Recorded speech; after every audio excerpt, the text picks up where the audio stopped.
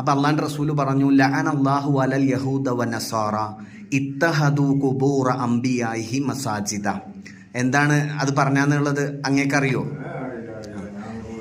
അതെ, അത് റസൂല് പറയുന്നുണ്ടേ, തൊലബുൽ ഇൽമി ഫരീളത്തുൻ അലാ കുല്ലി മുസ്ലിം. ഇൽമ് പഠിക്കുക എന്നുള്ളത് ഓരോ മുസ്ലിമിൻ്റെയും മേത്ത് നിർബന്ധമാണ്. കാരണം അറിവുണ്ടെങ്കിൽ മാത്രമേ അള്ളാഹിനെ അനുസരിക്കാൻ പറ്റുള്ളൂ. അസ്സലാമു അലൈക്കും വറഹ്മത്തുള്ളാഹി വബറകാതുഹു. സഹോദരങ്ങളെ, ഞാൻ അബ്ദുറഹ്മാൻ വളാഞ്ചേരി. നബി സല്ലല്ലാഹു അലൈഹി വസല്ലം നുബുവത്തിന്റെ വാക്കുകളിലൂടെ നമ്മെ പഠിപ്പിച്ചു, തൊലബുൽ ഇൽമി ഫരീളത്തുൻ അലാ കുല്ലി മുസ്ലിം. മുസ്ലിമായ ഏതൊരാൾക്കും ഇൽമ് നേടുക എന്നുള്ളത് അവന്റെ ബാധ്യതയിൽപ്പെട്ട കാര്യമാണ്. കാരണം അല്ലാഹു സുബ്ഹാനഹു തആല അടിമയായ എനിക്ക് നൽകിയ കൽപ്പനകളും നിർദ്ദേശങ്ങളും എന്താണെന്ന് മനസ്സിലാക്കിയാൽ മാത്രമേ അവൻ അല്ലാഹുവിനനുസരിച്ചിട്ടുള്ള ഒരു ജീവിതം സാധ്യമാവുകയുള്ളൂ. നബി സല്ലല്ലാഹു അലൈഹി വസല്ലമ തങ്ങളോട് അല്ലാഹു കൽപ്പിക്കുന്നു, ഫഅലം അന്നഹു ലാ ഇലാഹ ഇല്ലല്ലാഹ്. നബിയെ സല്ലല്ലാഹു അലൈഹി വസല്ലം നിശ്ചയമായും താങ്കൾ അറിയണം, ലാ ഇലാഹ ഇല്ലല്ലാഹ് എന്നുള്ളതിനെ കുറിച്ച് അറിയണം, പഠിക്കണം എന്നുള്ളതാണ്. ഇസ്ലാമിന്റെ അടിസ്ഥാനം ഖുർആനും സുന്നത്തുമാണ്.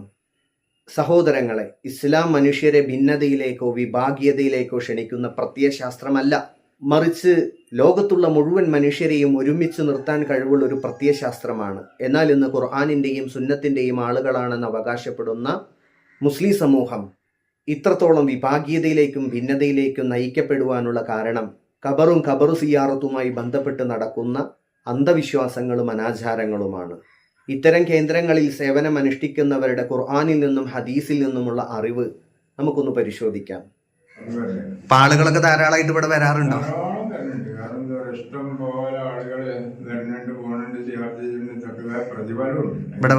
ഇവിടെ വന്ന് സഹായം തേടി എന്തെങ്കിലുമൊക്കെ നമ്മളിവിടെ വിളക്ക് എത്തിച്ച് പറ്റിയ പൈസ എന്നും വിളക്ക് ദീപവിളക്കാണ് അല്ലേ? എവിടെ എന്നും സന്ധ്യ നേരത്ത് വിളക്ക് കാണിക്കും. തങ്ങൾ പാപ്പാക്ക് വിളക്ക് കാണിക്കണതാണ്. ആളുകൾ ഇവിടെ വന്ന് സഹായം തേടോ?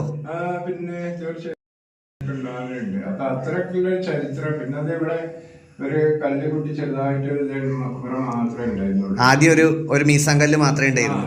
പിന്നെ ഞങ്ങളെ കൂടി ആയിട്ടാണ്. പിന്നീട് നിങ്ങള് വളർന്നു വന്നപ്പോ നിങ്ങൾ എന്ത് ചെയ്തു? കെട്ടിപ്പൊക്കി നല്ല രീതിയിലാക്കി. ഇപ്പം ഞാൻ ഇസ്ലാമിന് പുറത്ത് ജീവിച്ചിരുന്ന ഒരാളാണല്ലോ. ഒരാള് ഒരു വിശ്വാസം സ്വീകരിക്കണമെങ്കിൽ ആധികാരികമായി അതിനെക്കുറിച്ച് പഠിച്ചു മനസ്സിലാക്കി അത് സത്യമാണെന്ന് ബോധ്യപ്പെടുമ്പോഴാണല്ലോ അത് സ്വീകരിക്കുക. അപ്പം ഇസ്ലാമിന് പുറത്ത് ജീവിച്ചിരുന്ന ഞാൻ ഇസ്ലാമിനെ കുറിച്ച് പഠിച്ചപ്പോഴേ നബി സല്ലല്ലാഹു അലൈഹി വസല്ലം വഫാത്തിന്റെ സമയത്ത് മഹദി ആയിഷ റളിയല്ലാഹു അൻഹയുടെ മടിയിൽ കിടന്നുകൊണ്ട് ചെറിയ ശബ്ദത്തിൽ എന്തൊക്കെയോ ഉച്ചരിക്കുന്നതുണ്ട്. അപ്പം എന്താണ് അള്ളാഹുവിൻ്റെ റസൂല് പറയുന്നതെന്ന് നോക്കാൻ വേണ്ടി കാത് കൂർപ്പിച്ച് റസൂല് എന്താ പറയുന്നതെന്ന് ശ്രദ്ധിച്ചു.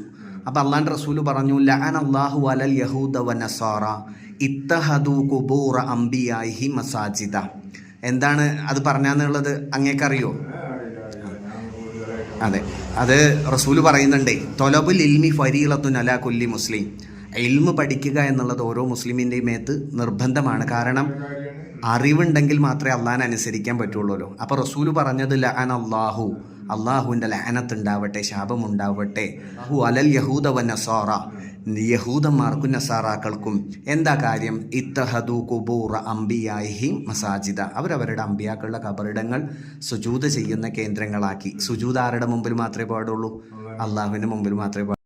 ഞാനും പലപ്പോഴും അമുസ്ലിമായി ജീവിക്കുന്ന സമയത്ത് എവിടെ പോയി പ്രാർത്ഥിച്ചാലാണ് തൻ്റെ പ്രയാസങ്ങൾക്കും പ്രശ്നങ്ങൾക്കും പരിഹാരം കാണാൻ കഴിയാമെന്നറിയാതെ ഇങ്ങനെയുള്ള കേന്ദ്രങ്ങളിലൊക്കെ. പക്ഷേ ഞങ്ങൾ അവിടെ പോകുമ്പോൾ അള്ളാഹുവിനെ കുറിച്ചിട്ടോ റസൂലിനെ കുറിച്ചിട്ടോ ആളുകൾ എന്ത് ചെയ്യില്ല, പറഞ്ഞു തരില്ല. മറിച്ച് അവിടെ വരുമ്പോൾ നിങ്ങൾ പറഞ്ഞതുപോലെ തന്നെ ഇവിടെ വന്ന് പ്രാർത്ഥിച്ചോ, ഇവിടേക്ക് നേർച്ചയാക്കിക്കോ, നിങ്ങളെ കാര്യങ്ങളെല്ലാം നടക്കുമെന്ന് പറയും. പക്ഷേ അള്ളാഹിൻ്റെ റസൂല് പറഞ്ഞ എന്താണ്? അള്ളാഹുവിന് മാത്രം അവകാശപ്പെട്ട നേർച്ചയോ വഴിപാടോ സുജൂദോ അള്ളാഹു അല്ലാത്ത ആർക്കെങ്കിലും വഴിവെച്ച് കൊടുക്കുകയാണെങ്കിൽ ആ മനുഷ്യന് സ്വർഗം നിഷിദ്ധമാണ് എന്നുള്ളതാണ്.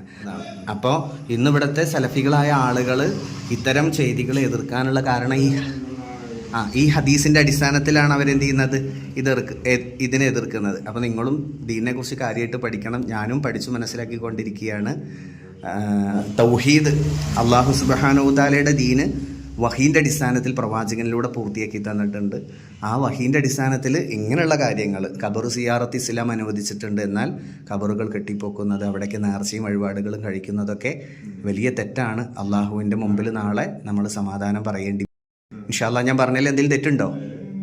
അങ്ങനെയില്ല. കാരണം എന്താ വെച്ചാൽ ഇങ്ങനെ ഇത്തരം കാര്യങ്ങളെ കൊണ്ട് നമ്മള് ഇവരെ കൊണ്ട് നേരത്തെ നമ്മൾ പ്രാർത്ഥിക്കില്ല.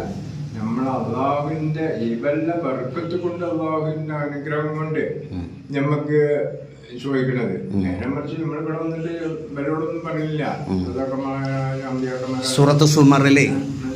സൂറത്ത് സുമറിലെ ഉപ്പ ശ്രദ്ധിച്ച് കേൾക്കിൻ. അള്ളാഹു സുബ്ഹാനഹു വ തആല പറയുന്നുണ്ട്, അലാലില്ലാഹില്ല ദീനുൽ ഖാലിസ്, അറിയണം നിങ്ങൾ നിഷ്കളങ്കമായ മതം അത് അള്ളാഹുവിന് മാത്രം അവകാശപ്പെട്ടതാണ്. വല്ലദീന തഹദൂ മിൻ ദൂനിഹി ഔലിയ, അള്ളാഹുവിന് പുറമെ ഔലിയാക്കളെ കാര്യകർത്താക്കളായി സ്വീകരിച്ച ആളുകൾ, അവർ പറഞ്ഞിരുന്നു, മാ നഅബുദുഹും ഇല്ലാ ലിയുഖർരിബൂന ഇലല്ലാഹി സുൽഫ, ഞങ്ങൾക്ക് അള്ളാഹുവിലേക്ക് ശരിയായ ഒരു അടുപ്പുണ്ടാക്കാൻ വേണ്ടി മാത്രമാണ് ഞങ്ങൾ എന്ത് ചെയ്യുന്നത്, ഇവരെ ആരാധിക്കുന്നത് എന്നുള്ളതാണ്.